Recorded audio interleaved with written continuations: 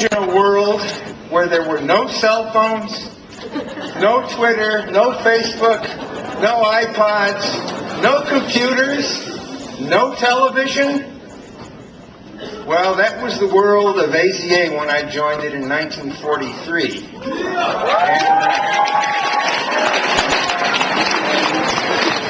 But we went to meetings, we talked to each other face to face, we told jokes, and we socialized. And it was a different world. And it had some advantages and it had some disadvantages.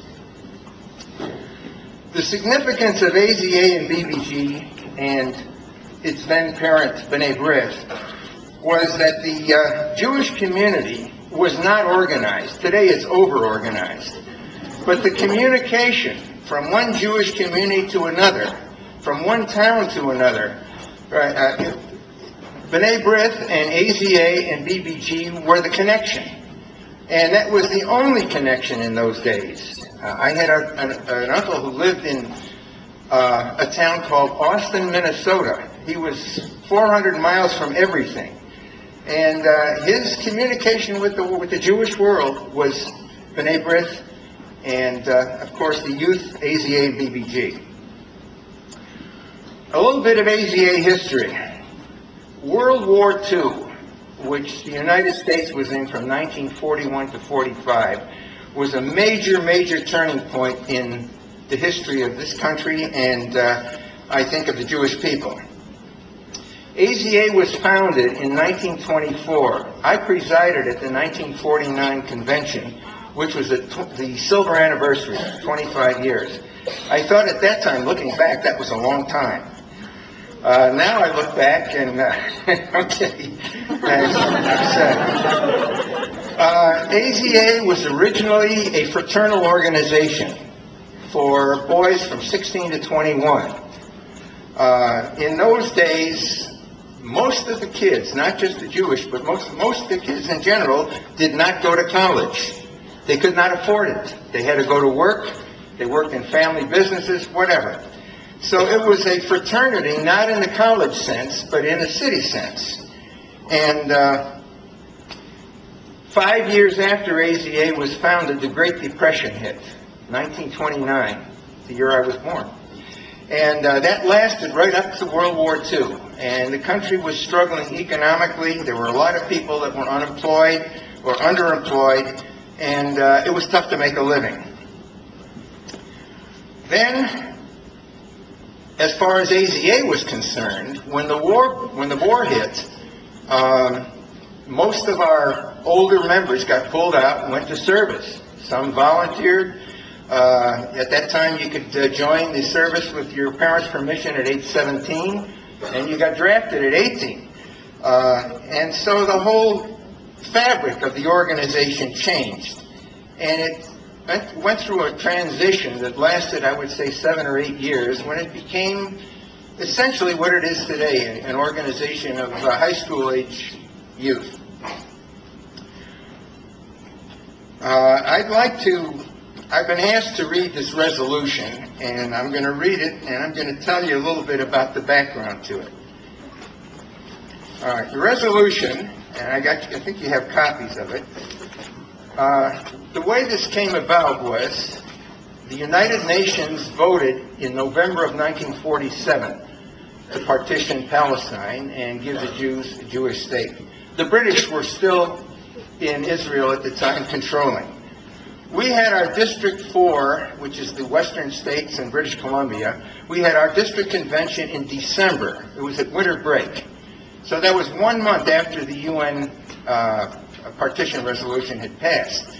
Now, Israel didn't really declare its independence until May 1948, and then immediately thereafter, the War of Independence had to be fought because all the Arab armies had attacked.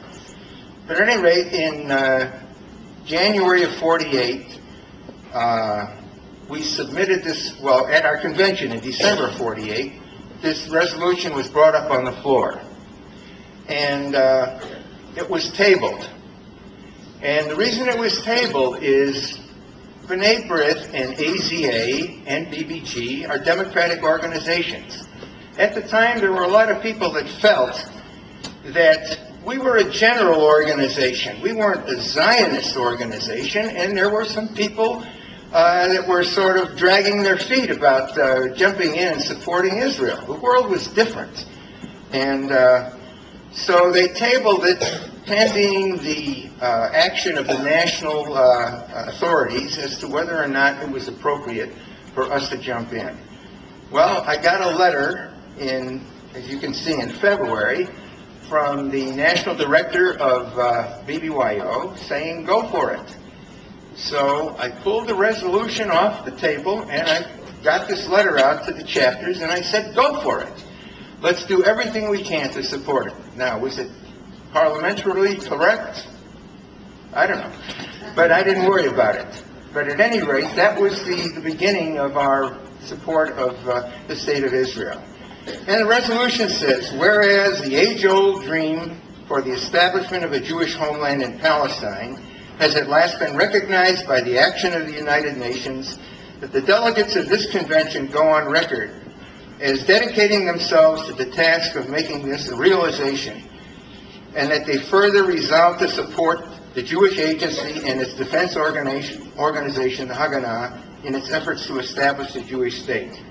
We also favor the initiation of a program by national headquarters enabling us to help our people in whatever way possible in their struggle to overcome the hardships which they now face in establishing this home. Little did we know what those hardships would turn out to be at the time that we wrote this.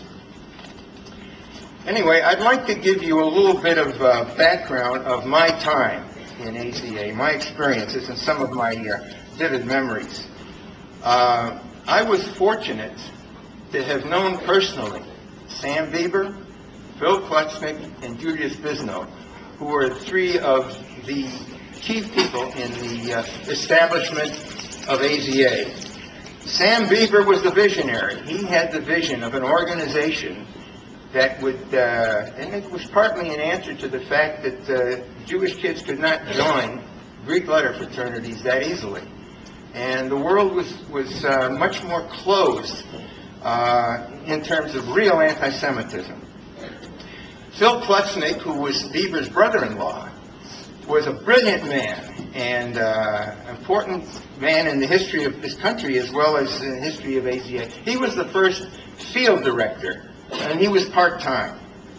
And a year or two later, they hired Julius Bisnow as the first full-time director of AZA. And he served in that capacity for almost 20 years. And by the way, when he left, he came out here to Los Angeles and became the executive director of the Jewish Federation here. These men were extraordinary men, and to have known them personally was a real honor. The highlight of my term in office, I traveled 13,000 miles during the year I was Grand Aleph Gedolah, almost entirely by train. Why?